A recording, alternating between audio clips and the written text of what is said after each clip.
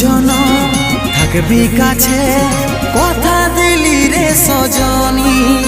আজ কোন কারণে এই অবুঝ মনে এতটাই আঘাত দিলি? জনম জনম থাকবি কাছে,